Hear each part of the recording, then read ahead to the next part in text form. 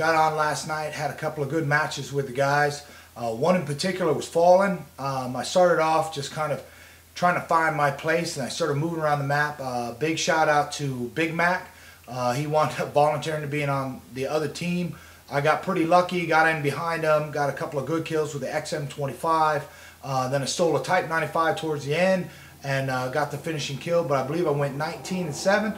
So I want to give a shout out to all my buddies, Aries, Sandal23, Jimmy, who is not Jimmy, but Jonas, TZ, Reboot, all of the subscribers, all of the viewers that come and view my pages. Thanks a lot. If you see anything down here at the bottom that says click, please click it. Apparently they'll pay me if you click it. So I like money, you like money. Help me out any way you can. Anyways, thanks a lot. This is Scandalous Bob. We'll talk to you later.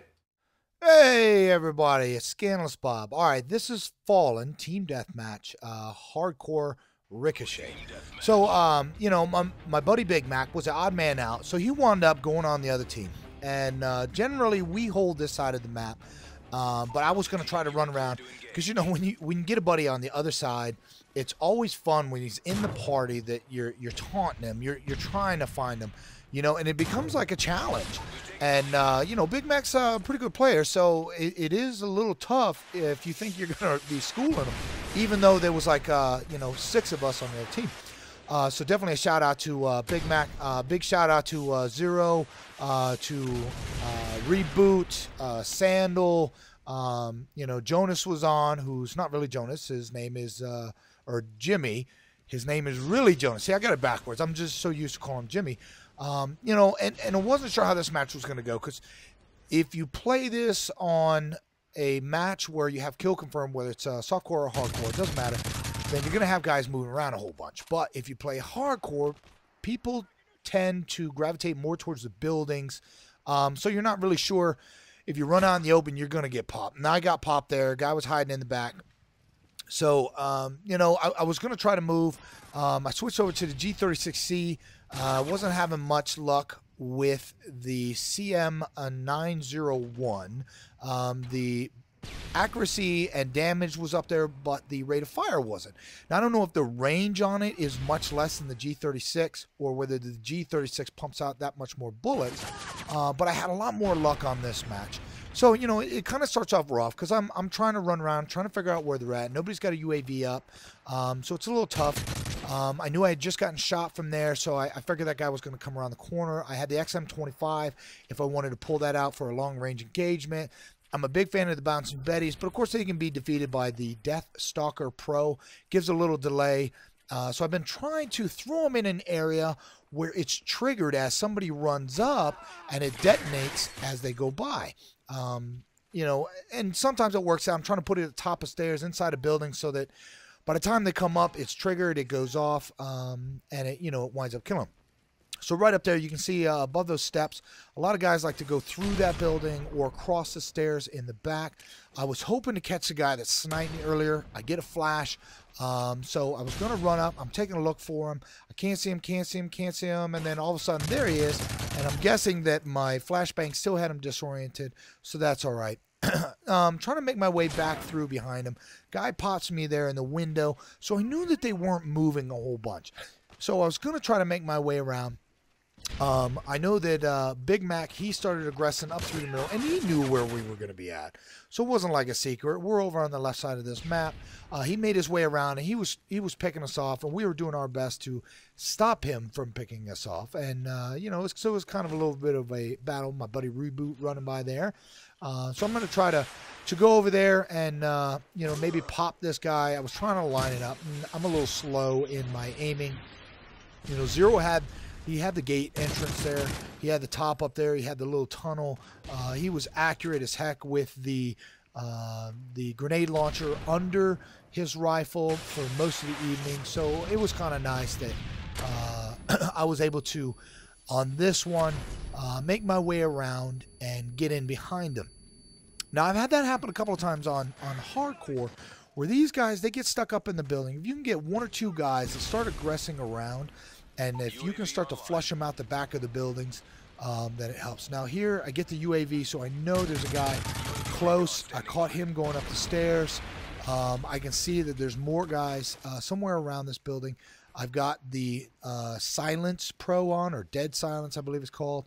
I see this guy running. I'm going to run up and stab him until I see his buddy sitting right there.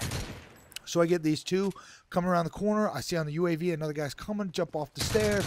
But boom, I didn't even have to draw up on him. So it was kind of nice. So I pop out a UAV I got. I thought I was going to have that guy. You know, there was some funny stuff going on with this odorless Lego guy. And I don't know if it was my connection to him, whether he was host. I'm not sure. A couple of times I tried to shoot him, and as I was trying to move my sight, it was like the ADS would not let me move it. In Modern Warfare 2 and even in Black Ops, if you drew down on your weapon and a guy came around, it would pull your sights over, which sometimes was nice because then you knew somebody was there. Sometimes it was a pain in the butt because it would draw your weapon to the wrong side. Call it what you will, you know, glitchy stuff going on. But anyways, I did pretty good on this match, and I'm pretty happy with it. I was trying to move in and out of the buildings. I was trying to keep out of the open. I was surprised that nobody was up here. A lot of times I'll catch two guys in here. I don't know if they're in here planning on hugging each other or playing kissy face, but I was surprised that nobody was here. Nice, pop that guy. I'm going to jump downstairs, and while I'm down here, I can hear footsteps. I was hoping they would run out front. I knew I had the bouncing Betty upstairs. I was hoping to at least hear it go off. I think that guy gets up there and he starts shooting it, and I'm like, okay, let me go upstairs, peek around the corner, and see what's going on. Lo and behold, this guy is just laying down. So he should have had me dead to rights right there. And, you know, I don't know why he didn't get me, but hey, you know, that's fine. Sometimes I make knucklehead moves like that. Trying to peek around the front here, right behind me to my left. A lot of guys will sneak through those bushes. Gives you a little bit of cover, which is nice. I figured that guy would be coming back because I shot him at the top of the stairs. I thought maybe for sure that he would try to make his way to the top of the stairs. So I knew if I just went around the corner slow, maybe I'd get lucky. And I did. And so I was pretty happy with that. Heard the Claymore go off, but with having Stalker Pro on, gave me a chance to sneak by. So I'm going to throw out the advanced UAV. It's really nice. This is very similar to the SR-71 Blackbird of Black Ops, which was nice to have, and I'd be willing to bet that if you also throw up a counter UAV, that would negate the advanced UAV. I know it did in Black Ops, so if I ever ran the Lone Wolf, if I ever got out there, I always made sure that I carried the counter UAV, counter spy plane in Black Ops.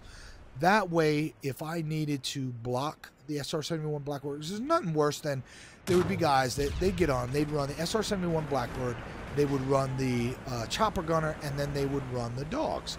And it's very hard to beat the SR-71 Blackbird or to hide if you're by yourself, if they know exactly where you're at. Now, you saw me get a flashbang. And this guy's in second chance, and a flashbang is usually all it takes. So I have no idea why I just had to shoot him. But, you know, that's all right. Maybe there was a bouncing Betty. Maybe there was a Claymore. I don't know. But, you know, hey, I shot him, twice, and you only get one kill. So I agree with a lot of the guys that when you're playing online, and if you have to shoot a guy twice, you should get twice the credit. Now, I'm out of bullets. So I got the XM25, and I said, you know what? I'm not going to have too much time to draw it down. So I'm trying to carry it and keep the gun at such a way that I can hip fire it without shooting myself. Now, a knucklehead move there. I wanted to reload, hit the button. Two guys come around the corner. I thought for sure they were going to get me. I think that guy saw me, but I shot too close, looking for his buddy. There he was in the corner trying to line up the javelin. And so I took him out, and I'm like, you know what? I'm going to take his weapon. It winds up being the javelin. And so I'm like, all right, I guess I can run the javelin and the XM25. Hopefully nobody runs up on me because I'm always so slow at stabbing. I like to run up and stab. I got so used to the stabbing motion that when I started playing Battlefield 3, that I was squatting down a whole bunch of times, and it kind of threw off my rhythm. So, you get back here on Modern Warfare 3, and, I run around the corner, I want to crouch down, and I'm used to Battlefield 3, and I'm knifing halfway across the map. And generally, if I do it, I'm going to leave it in so you can see what a knucklehead move I do, because you know what? We all have games where we're not perfect, and I have my fair share of them. So we're getting ready to come up on the end here. This guy ran out in front of me. I could not believe that didn't kill him. But like I said, all night I was having little issues with the odorless Lego. So I steal this Type 95 here, and it's got a red dot sight, which I really like. So, you know, I'm kind of hoping somebody's going to come out those stairs. We got an AC 130 rolling right now. So I wasn't sure if I'd be able to get that last kill. I figured with him bombarding, it's going to push everybody in the buildings. So I'm going to jump over this wall here. I'm going to lay down to get myself cover from that right side in case somebody comes. And, you know, with the XM25, I'm hoping to clear somebody out. I can hear the beeping. I'm like, oh, come on, come on, come on. You know, let them come out that side of the building. Hopefully they'll get up and move. But I figure if they're not going to move, maybe I can flush them out of the room. You know, and I'm here laying by myself for a long time. I haven't had too many matches where that's happened. So I'm not getting anybody. I said, you know, it'd be my luck. Somebody runs around the corner. They're going to wind up getting me. And lo and behold, out comes the last guy. I blew his legs off. So watch this final kill. I hope you enjoyed. Big shout out to all the guys, Aries, Big Mac, Jonas, Jimmy, TZ, Reboot, and Sandal. Thanks for giving me a fun evening last night. Thank you for Big Mac for being on the other team. It was fun hunting you down, and I hope you enjoyed the video. Thank you much. This is Scandalous Bob.